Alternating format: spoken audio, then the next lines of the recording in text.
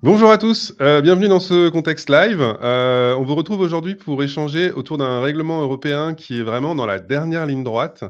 C'est celui sur les NGT, les nouvelles techniques génomiques. Alors la dernière ligne droite à Bruxelles, c'est l'étape des trilogues, les négociations sur la version finale du texte entre la Commission européenne, le Conseil de l'UE et le Parlement. C'est toujours un moment compliqué parce qu'il faut réconcilier la vision de la Commission qui a proposé la nouvelle législation, celle des États membres qui ont trouvé un compromis et celle du Parlement qui a adopté sa propre version. Alors, celui qui va être notre guide pour entrer dans les détails du texte, c'est Arthur Bamas, qui est journaliste de Contexte Agro à Bruxelles. Bonjour Arthur. Bonjour Yann, bonjour tout le monde.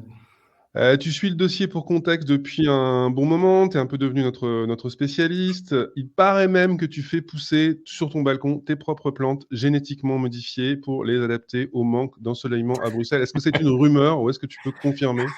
Non, non, je vous dirai dans quelques semaines si le soleil bruxellois suffit pour faire pousser les tomates ou si j'aurai besoin des NGT l'année prochaine. Très bien. On a un menu assez simple pour ce contexte. On va parler de tomates, un petit peu quand même. Mais pas que ça. On va commencer par faire l'historique du texte. Et on va voir que ça va nous amener à remonter assez loin dans le temps pour comprendre comment il est arrivé sur la table des législateurs à Bruxelles. Et puis, on va plonger ensuite dans une seconde partie sur le contenu du règlement lui-même. Et on va voir les points qui pourraient poser problème pendant ces fameux trilogues.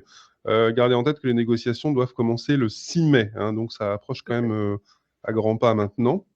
En ce qui vous concerne, vous êtes déjà nombreux connectés. Vous pouvez à tout moment poser vos questions dans l'espace chat. On tâchera de répondre en direct. Vous pouvez aussi réagir aux échanges et les prolonger, toujours dans l'espace chat. Si vous avez des commentaires à faire, ils sont bien sûr les bienvenus. Le lien se trouve normalement en bas à droite de votre écran. Euh, Arthur, comme promis, on va planter le décor dans la première partie de ce live.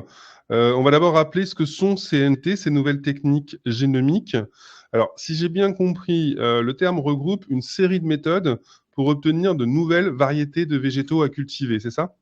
Exactement. En fait, comme tu l'as dit, pour expliquer ce que sont les NGT, ce que certaines personnes appellent aussi les nouveaux OGM, donc il y a un débat sur le terme, il faut remonter au moins à la fin des années 2000, au début des années 2010.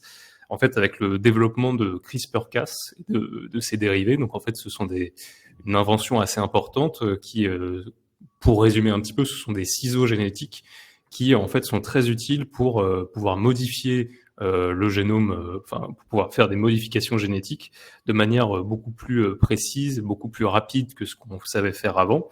C'est une véritable avancée scientifique. D'ailleurs, les deux chercheuses qui en sont à l'origine ont été récompensées en 2020 du prix Nobel de chimie. Et donc, depuis l'invention de CRISPR-Cas en 2012, cette invention a déjà été utilisée dans plusieurs domaines, c'est surtout dans la recherche, dans la santé, par exemple la recherche contre les maladies génétiquement transmissibles, la recherche dans le domaine des vaccins. Et donc dans l'agriculture, quand on parle de nouvelles techniques génomiques, de NGT, en fait c'est l'utilisation de ces outils de type CRISPR-Cas pour appliquer des méthodes de modification génétique qui sont innovantes.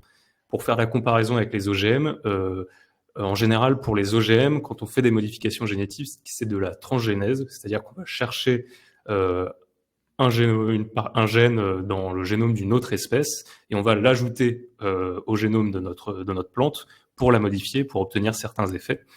Dans le cas des NGT, en fait, on parle plutôt de mutagénèse dirigée. Donc là, c'est utiliser les ciseaux génétiques pour faire une modification sans avoir besoin d'ajouter d'autres gènes extérieurs, ou alors de la cisgénèse. Et dans ce cas-là, si on utilise des gènes extérieurs, mais des gènes qui proviennent d'une espèce avec laquelle notre plante aurait pu être croisée dans la nature. Donc, oui, voilà. Merci pour cette présentation. En préparant, pour essayer de rendre ça un peu concret, je t'avais demandé des exemples de NGT qu'on pourrait nous retrouver dans l'assiette. Et ce qui m'a surpris, c'est que tu n'avais pas forcément beaucoup d'exemples en tête. On a quand même trouvé une tomate, c'est ça, mais à part ça, pas forcément beaucoup de nouvelles espèces.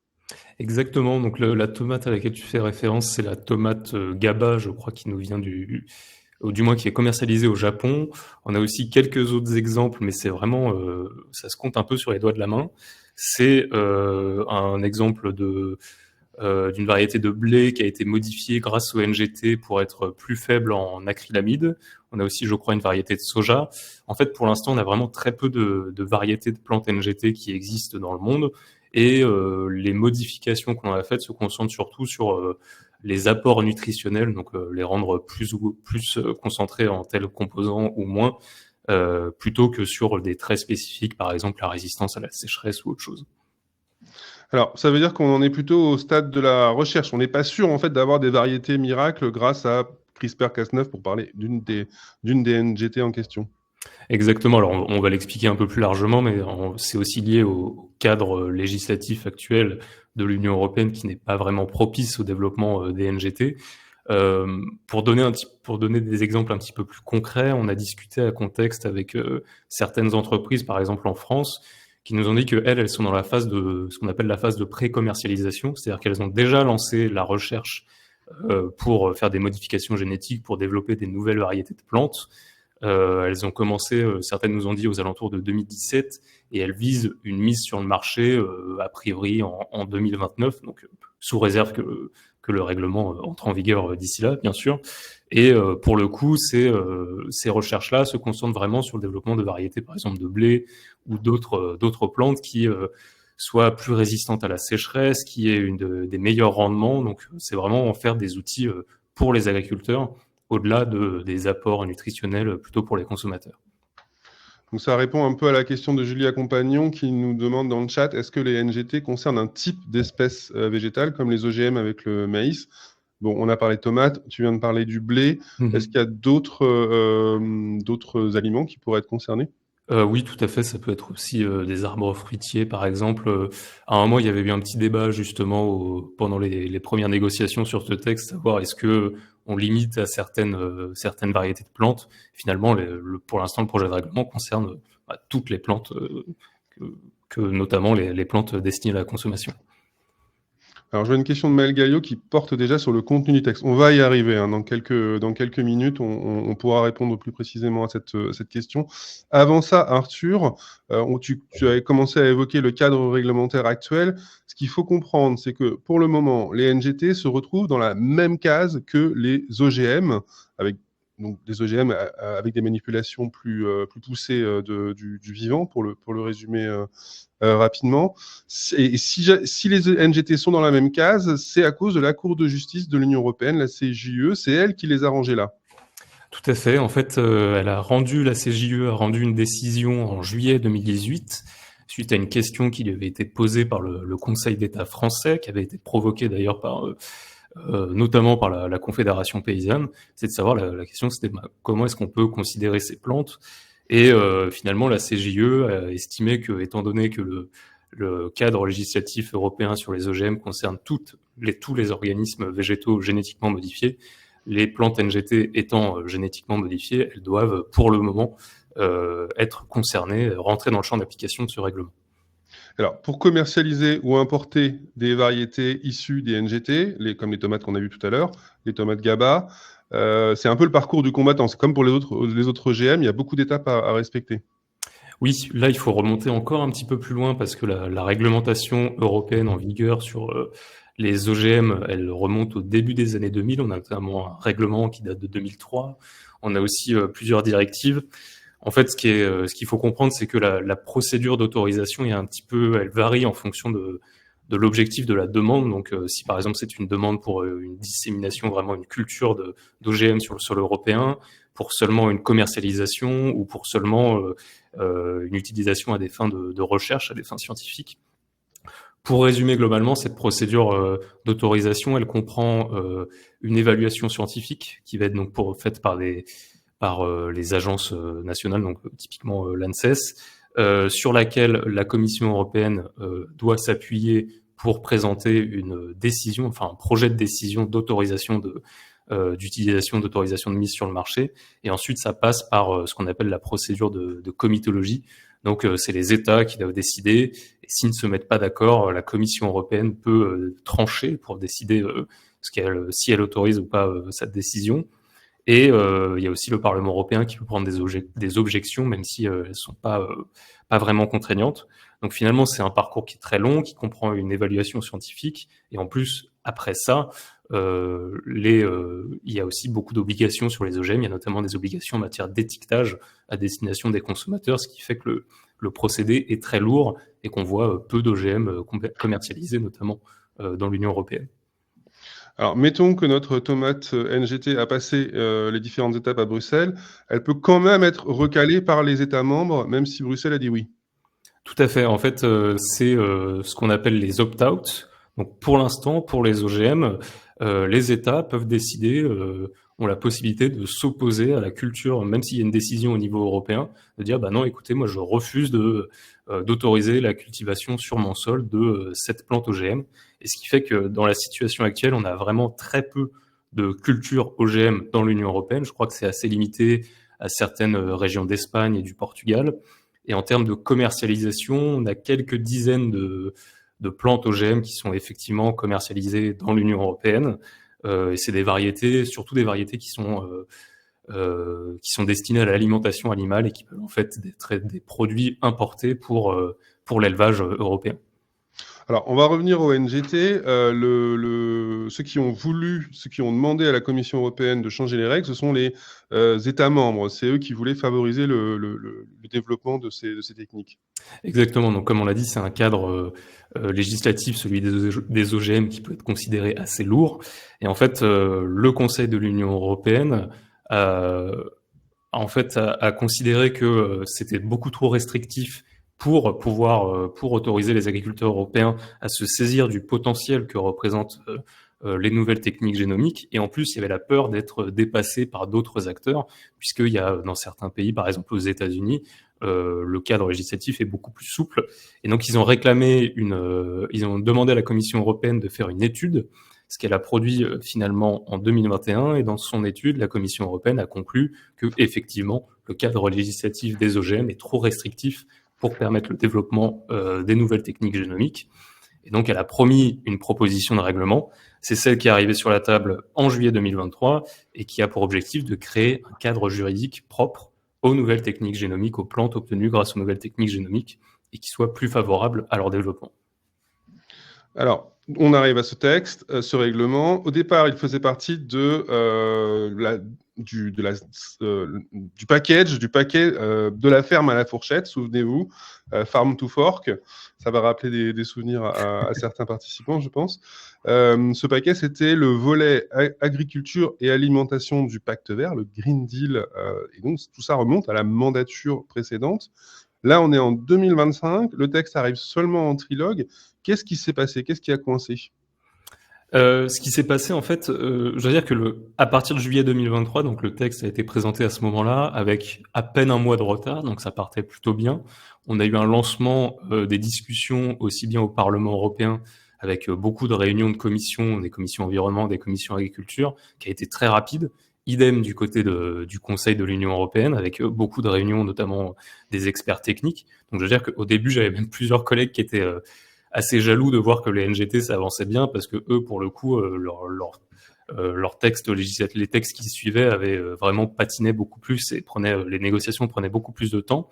Oui, on avait fait des contextes live à ce propos à l'époque avec Sophie notamment. Exactement, voilà. Et donc finalement, le Parlement européen a adopté sa position sur le texte en février 2024, donc moins d'un an après la présentation du projet de règlement. C'est quand même très rapide.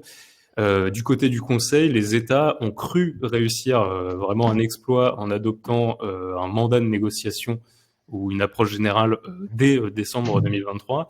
Mais en fait, ils n'ont pas réussi, et parce qu'on s'est retrouvé assez vite dans une situation où il y avait un petit groupe d'États, alors qui mélange à la fois des États très opposés au développement des nouvelles techniques génomiques, donc par exemple l'Autriche, mais aussi des États qui sont à une position un peu plus centrale, et de dire bah, on n'est pas contre, mais on trouve que le projet de règlement est mal écrit et qu'il il contient trop peu de garde-fous, trop peu de mesures de sécurité, donc qui ont refusé de donner leur accord. Il y avait notamment le cas de la Pologne dont la position pouvait faire basculer le vote. Et en fait, vu que les États n'ont pas réussi à convaincre suffisamment de monde pour obtenir la majorité qualifiée, on s'est retrouvé au Conseil dans une situation de blocage qui a duré quasiment 1 an et demi. Et c'est que quand la Pologne a pris à son tour la présidence tournante du Conseil de l'Union européenne, parce que sa présidence a débuté en janvier 2025, qu'elle a réussi, en étant à l'initiative des discussions, à enfin arracher un accord et donc faire adopter en février 2025 un mandat de négociation. Il faut dire, tu as un peu commencé à l'évoquer, mais c'est un texte très technique. Et je crois que les acteurs du débat à Bruxelles eux-mêmes se perdent un petit peu dans ce texte. Il y a certains aspects du règlement, ça peut paraître surprenant, mais on ne sait plus très bien comment ils sont arrivés là. Tout à fait. En fait, c'est un texte qui concerne des modifications génétiques qui est très particulier, même s'il y a beaucoup d'études scientifiques qui travaillent, enfin, qui ont été apportées sur le sujet.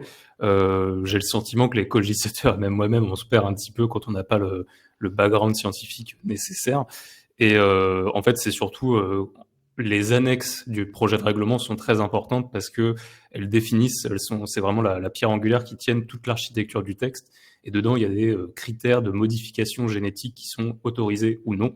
Et donc là-dessus, il y a eu vraiment beaucoup de lobbying, aussi bien au Parlement européen que du côté du Conseil, pour faire adopter certaines positions qui... on a dû calculer en fait un nombre maximum de modifications génétiques autorisées. Et on se perd un petit peu pour savoir, mais en fait, qui comprend vraiment ces annexes-là. Et c'est un sujet sur lequel le manque d'expertise peut beaucoup diriger les débats. Merci. Bon, je crois qu'on a bien planté le décor. J'ai pas vu de nouvelles questions qui sont tombées, à part celles auxquelles on va répondre dès maintenant. Du coup, je vous propose d'attaquer la deuxième partie de ce contexte live, de plonger ensemble dans le texte. On va d'ailleurs en profiter pour vous montrer une infographie. C'est les infographies qu'on appelle chez nous les kits de survie. C'est leur mot-clé. Je pense qu'on va pouvoir la voir à l'écran. L'avantage, c'est qu'elle synthétise les différentes positions et les différences qu'il peut y avoir entre les institutions. Oui, bon, je pense qu'on va la voir arriver. En tout cas, on va aussi vous mettre le lien de cette infographie dans le chat.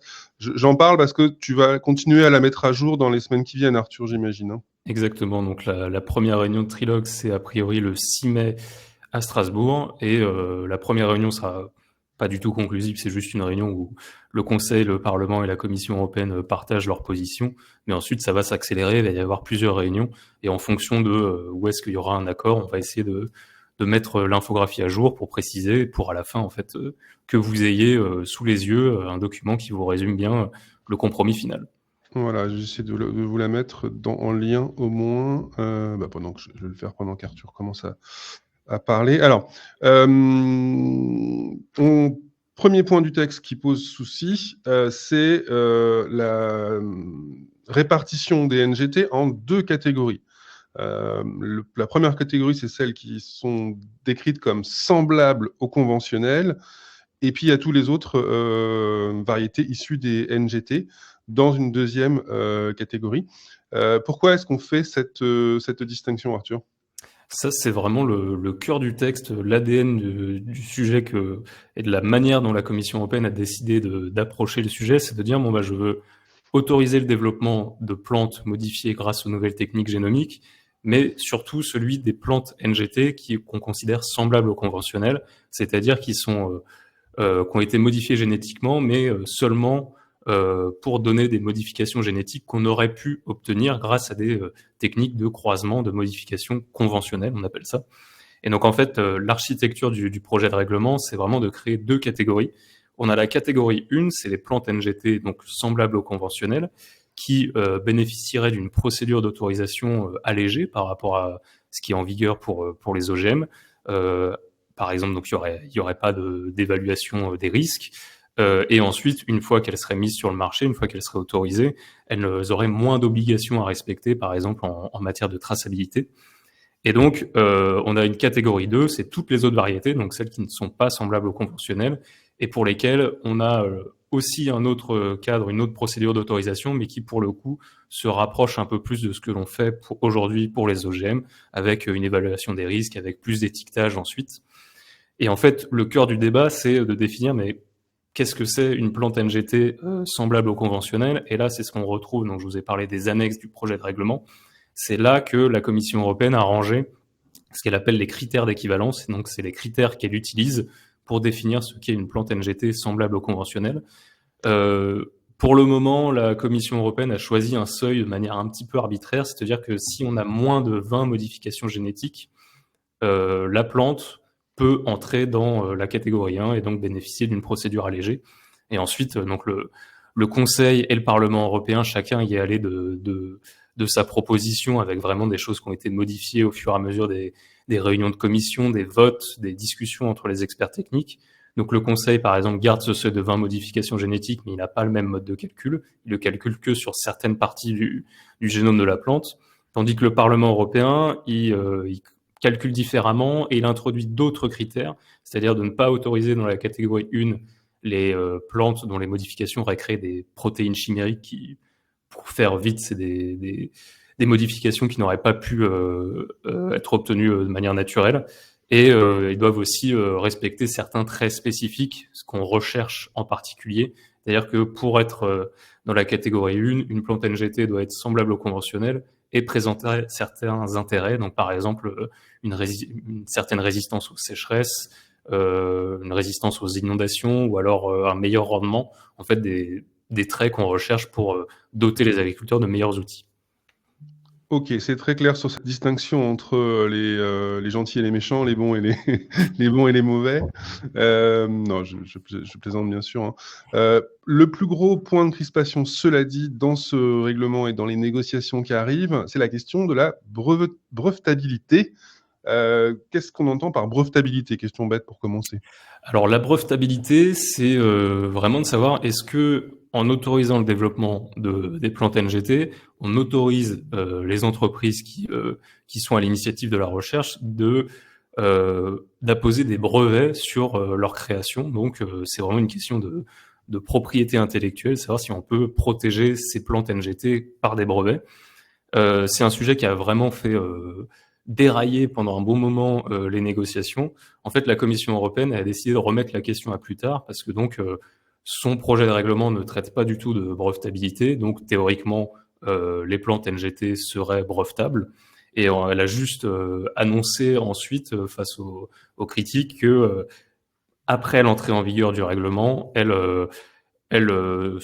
travaillerait à une étude pour mesurer les conséquences que ce texte aura eu sur la propriété intellectuelle des plantes et sur l'accès aux semences.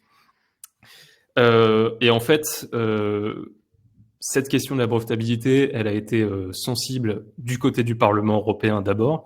Oui, et je crois qu'il y a eu une alliance politique un peu surprenante, un peu contre nature pour refuser cette brevetabilité. Exactement. En fait, on a d'un côté, pour schématiser, notamment la droite européenne qui s'est saisie de cette question en disant mais en autorisant les brevets sur les plantes NGT, en fait, vous compliquez l'accès des agriculteurs européens à ces variétés qui présentent un véritable intérêt, par exemple dans la lutte contre le réchauffement climatique. Et en plus, donc en fait, c'est un frein économique pour les petites et moyennes entreprises européennes qui auraient du mal à se saisir de ces objets, enfin de ces variétés. Et de l'autre côté, on avait aussi, donc c'est un argument ça qui était défendu par la droite, mais aussi par plein d'autres groupes politiques. Et du côté de la gauche, par exemple des écologistes, une certaine partie du groupe SND, il y a un autre argument qui a commencé à émerger, c'est de dire mais si on autorise les brevets sur ces plantes, en disant bah, j'ai breveté une plante modifiée génétiquement ce maïs par exemple qui est résistant à la sécheresse, en fait, on risque aussi de breveter des traits spécifiques de plantes qui peuvent potentiellement se retrouver dans la nature. Et si on n'a pas suffisamment de traçabilité, en fait, on risque d'ouvrir une porte vers ce qu'on appelle la brevetabilité du vivant, et c'est-à-dire d'apposer des brevets sur des plantes sans savoir si le brevet concerne l'invention en elle-même ou juste la plante qui présente telle caractéristique, ce qui pourrait aussi se retrouver dans la nature sans avoir besoin des NGT. Et donc, Oui. Si on passe du côté des États membres maintenant, tu parlais du rôle de la Pologne pour décoincer un peu le texte pendant sa présidence. La Pologne, elle, poussait pour rendre possible la brevetabilité, mais elle a dû changer de pied un petit peu. Alors, c'est pas exactement ça. En fait, la Pologne, elle était aussi très inquiète de cette question de la brevetabilité. Et en fait, elle a, pendant un moment, souhaité adopter la même solution que ce qu'ont fait les parlementaires. Les eurodéputés, en gros, ont adopté un article disant les plantes NGT semblables aux conventionnelles, donc les plantes NGT de catégorie 1, ne sont pas brevetables. Voilà. La Pologne, quand sa présidence est arrivée, elle a d'abord présenté une proposition de compromis aux États en disant on adopte à peu près la même solution, ce qui a été refusé. Et donc finalement, elle a décidé de faire machine arrière, notamment parce que après sa présidence viendra la présidence du Danemark, qui elle est donc c'est un pays qui est vraiment très favorable au développement des NGT, et la Pologne a un petit peu peur de laisser les négociations entre les mains du Danemark, et donc elle a décidé de revenir en arrière. Et finalement, dans le mandat de négociation qui a été adopté et que la Pologne devra défendre, il n'y a pas d'interdiction des brevets sur les plantes NGT. On s'appuie seulement sur cette étude promise par la Commission européenne et on impose aux producteurs de plantes NGT une déclaration. Donc vraiment, on est sur du déclaratif, ça n'a rien de contraignant de dire pour préciser si leur plante est brevetée ou s'ils ont l'intention de la breveter plus tard. Très bien, on va continuer, on va finir cette descente en profondeur dans le texte et on va parler de l'étiquetage. C'était une question qui était arrivée tout à l'heure. Là aussi, les trois institutions ne sont pas forcément d'accord sur quelles obligations en matière d'étiquetage. Exactement. La Commission européenne, dans sa proposition de règlement, a décidé de limiter l'étiquetage seulement, je parle surtout des plantes semblables aux conventionnelles, donc la catégorie 1 des NGT, parce que c'est celles qui sont vraiment au cœur des débats. Et donc, pour les plantes NGT semblables aux conventionnelles, la Commission européenne propose de limiter l'étiquetage aux semences. C'est-à-dire que ce sera un étiquetage seulement à destination des agriculteurs qui pourraient ensuite utiliser ces semences. Il y aurait aussi une base de données accessible en ligne. Et donc, il n'y aurait pas d'étiquetage à destination des consommateurs, alors qu'aujourd'hui, il y a un étiquetage européen à destination des consommateurs lorsqu'un produit contient des OGM. Le Conseil de l'Union européenne a adopté une position à peu près similaire, mais là où va y avoir une vraie opposition, c'est entre ces deux premières institutions et le Parlement européen, parce que en fait, il y a eu un vote assez surprise lors du vote en plénière en février 2024, parce que jusqu'ici, la rapporteure Jessica Polfjard, qui est donc membre du PPE, qui est rapporteure sur ce texte, et elle siège en commission environnement, ni elle, ni la commission agriculture n'avaient voté pour avoir un étiquetage à destination des consommateurs. Et finalement, il y a des amendements qui ont été adoptés un petit peu de manière surprise lors du vote en plénière en février 2024 pour créer un étiquetage obligatoire à destination des consommateurs. C'est-à-dire que si cette version du texte était adoptée, et moi je vais dans un supermarché après, j'achète un produit qui contient des NGT de catégorie 1, il y aurait un étiquetage m'indiquant contient, je ne sais plus ce que c'était le terme, mais c'était juste nouvelle technique génomique. Et donc ça embête pas mal la rapporteure Jessica Polfjard, parce que comme je disais, ça ne correspond pas à sa position et malgré tout, elle sera chargée de défendre la position du Parlement européen pendant les trilogues. Et en fait, c'est un argument qui inquiète notamment les entreprises qui travaillent dans la recherche, développement de variétés NGT, parce qu'elles considèrent que, étant donné que la question des OGM est un sujet vraiment très sensible dans l'Union européenne, en particulier dans certains pays, à poser ce genre d'étiquetage, selon ces entreprises-là, ça reviendrait en fait à condamner ces produits à n'être jamais vraiment commercialisés, parce qu'ils trouvent que c'est un sujet tellement sensible que en fait aucun consommateur ne souhaiterait acheter une plante contenant nouvelles techniques génomiques parce que le débat pourrait lier cela à des OGM. Et il y a certaines entreprises qui nous ont dit carrément qu'en fait, s'il y a ça dans le règlement, ça sert à rien de se lancer dans la commercialisation de plantes NGT au niveau européen. D'accord, donc c'est complètement assumé ce rejet de l'étiquetage pour les consommateurs. Je pense que ça répond au moins en partie à la question de Julia Compagnon qui demandait, il n'y aura aucun moyen pour les transformateurs et les consommateurs de savoir si des plantes NGT ont été mises en œuvre dans le produit fini. Bon, c'est toute la Alors, question, c'est pas encore totalement, on n'est mhm. quand même pas sûr de où ça va tomber. Il y aura tout de même un moyen, enfin ce qu'avance la Commission européenne aussi, c'est de dire il y a pas on ne propose pas d'étiquetage pour les consommateurs, mais il y aura aussi cette base de données des variétés de plantes que n'importe qui pourra consulter. Alors après, voilà, savoir est-ce que c'est suffisant en termes de traçabilité, là-dessus il y a vraiment un débat. Et en fait, j'ai parlé de l'intérêt économique de commercialiser des plantes, mais il y a aussi beaucoup d'entreprises qui disent que il faut un débat vraiment pour expliquer ce que, pour faire changer un peu d'esprit et de montrer une distinction entre NGT et OGM, ce qui, selon elle, permettrait de rendre la commercialisation plus facile. Voilà, autre question de Maël. Je vois que la question de l'étiquetage et de la traçabilité revient pas mal dans les discussions. Maël Galliot nous demandait tout à l'heure, pourriez-vous préciser quelles sont les obligations à venir pour les distributeurs, notamment en matière de traçabilité, de certification, ainsi que les exigences liées à la vente au stockage. Alors, je ne sais pas si sur chaque item, on peut être aussi précis dans le texte. Alors sur le stockage, j'avoue que je n'en ai aucune idée. Il faudrait que je regarde un peu plus précisément le projet de règlement. J'ai pas l'impression que ça en traite spécifiquement. En fait, oui, c'est surtout ce qu'on a déjà dit sur l'étiquetage, mais après il y a aussi donc euh, comment dire, il y a aussi l'idée de remplir cette base de données, donc qui est censée être un outil de traçabilité important. Et alors pour reprendre le reste de la question, euh, je... non, bah écoutez, je crois que c'est Je crois sur qu'on a fait le tour, ça. oui. Ouais. Ouais. En tout cas, de ce qu'on peut dire et de ce qu'on connaît du texte. Oui, Parce qu'encore une pour fois, il n'est l'instant. pas totalement finalisé, hein. Il y a encore Non, non, tout à fait. des adaptations possibles, d'où aussi l'infographie qu'on vous a montrée qui permet à chaque fois de voir le compromis dégagé.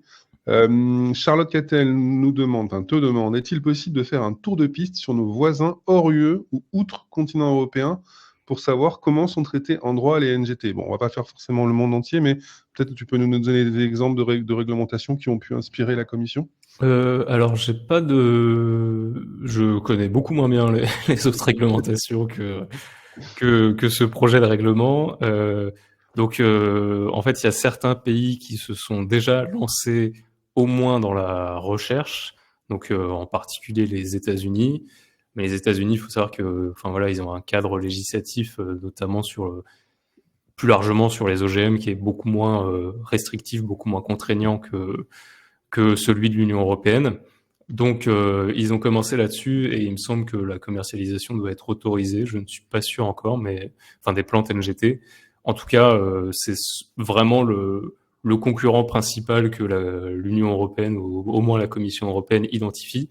Et il me semble qu'il y a par exemple le Royaume-Uni qui, je ne sais plus s'ils ont déjà adopté ou s'ils sont en train de se doter d'une législation un peu de la même manière que la Commission européenne. Alors, j'aurais pas du tout les détails du texte britannique, mais l'objectif, c'est de permettre le développement des plantes NGT aussi. Donc, ils ont avancé aussi, et il me semble qu'ils sont plus avancés que l'Union européenne, mais ça, je suis pas sûr. Je pourrais vérifier et vous le dire ensuite. Avant de prendre les dernières questions, il faut qu'on dise un mot du bio quand même, parce que c'est aussi un des points en débat dans ces trilogues sur le règlement NGT. La question toute bête, c'est est-ce que on peut conserver le label agriculture biologique avec si on cultive une espèce issue des NGT? C'est ça un peu l'enjeu. Tout à fait. En fait, faut savoir que dans l'Union européenne, les statuts de l'agriculture biologique font que pour être en bio, il faut être exempt d'OGM. Et donc, assez naturellement, la question s'est posée de comment est-ce que on considère, dans le cadre de cette législation sur l'agriculture biologique, la création d'une catégorie pour les plantes NGT semblables aux conventionnelles.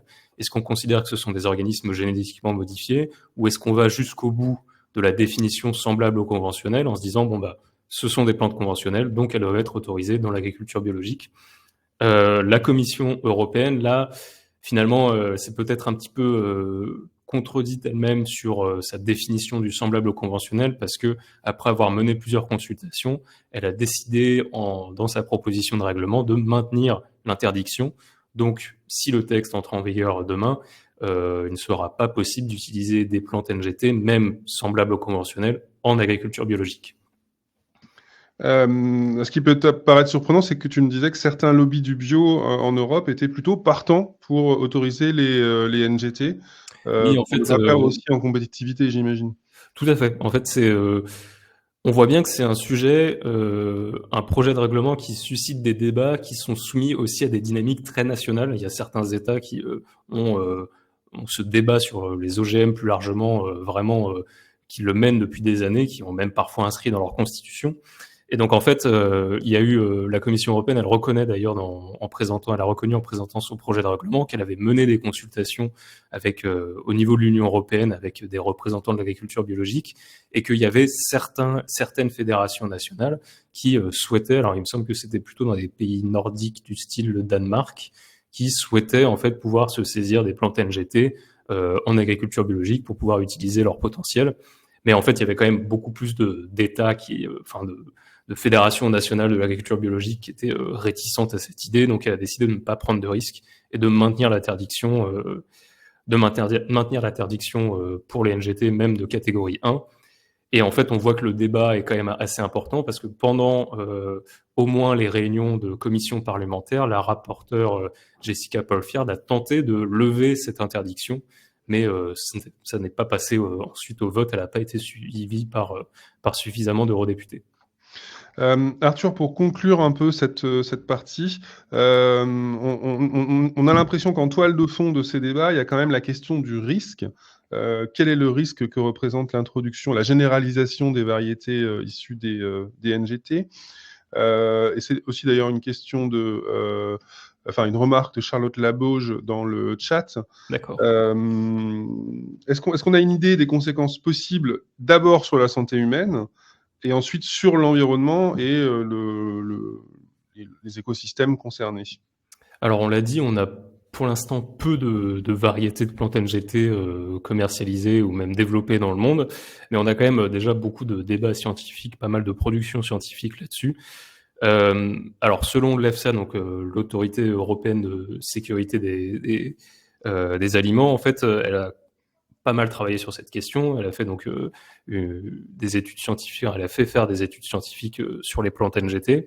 Elle considère que les plantes NGT semblables aux conventionnelles, en fait, les modifications qu'on utilise pour obtenir ces plantes ne font qu'accélérer des modifications que l'on pourrait obtenir par des techniques plus conventionnelles, mais qui pourraient prendre quasiment une dizaine d'années, tandis que là, on pourrait le faire en 2-3 ans, par exemple.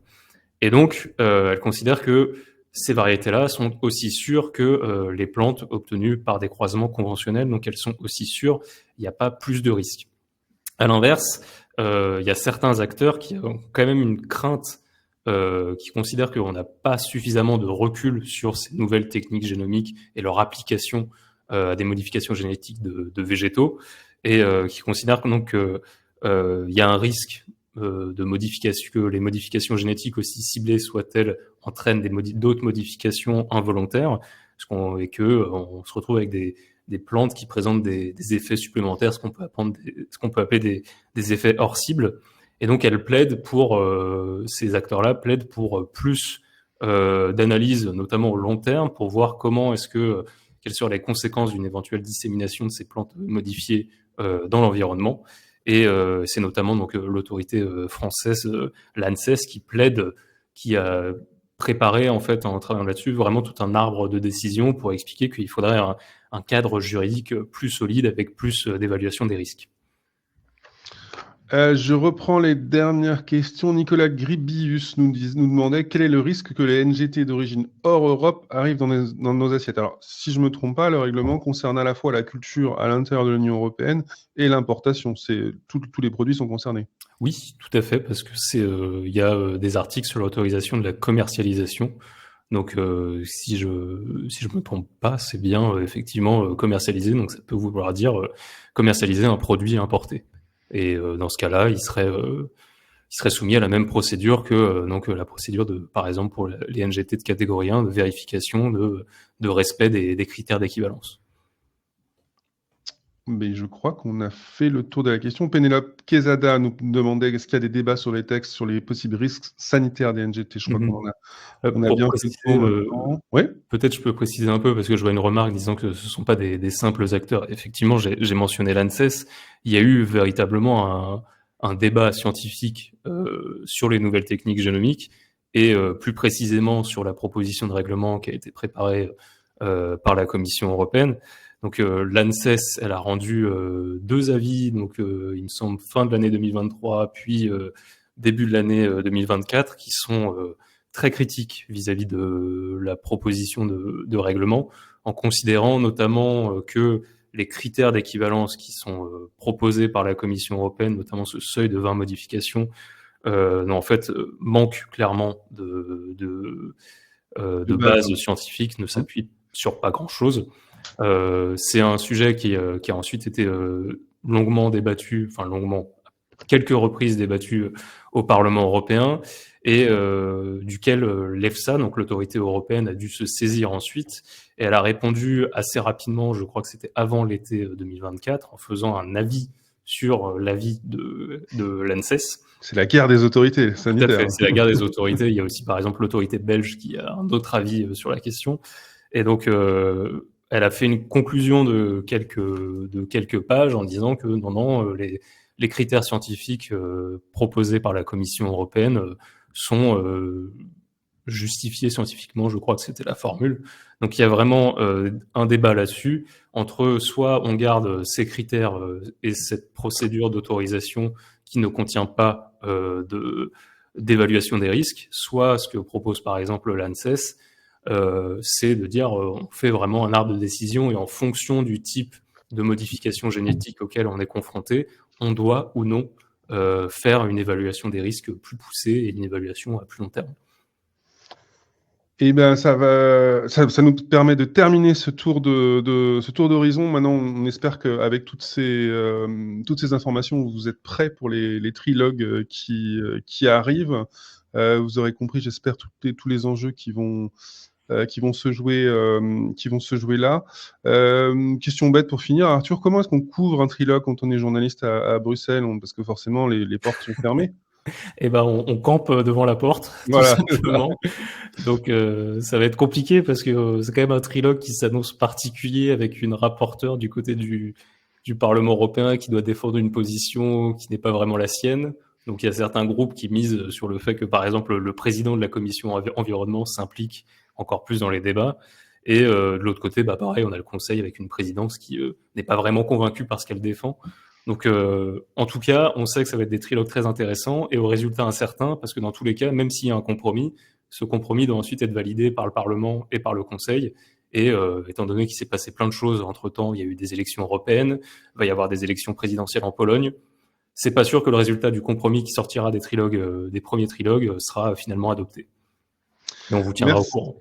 À suivre dans les briefings de Contexte Agro. D'ailleurs, si vous n'êtes pas encore abonné à Contexte Agro, vous pouvez prendre un abonnement d'essai et recevoir tous les matins les briefings et les dernières nouvelles sur le règlement NGT d'Arthur. Si vous croisez Arthur dans les couloirs, n'hésitez pas à lui donner des barres de céréales, des barres énergétiques, des boissons pour le doper un peu, parce que il peut y avoir ça des soirées un peu longues dans ces moments de trilogue.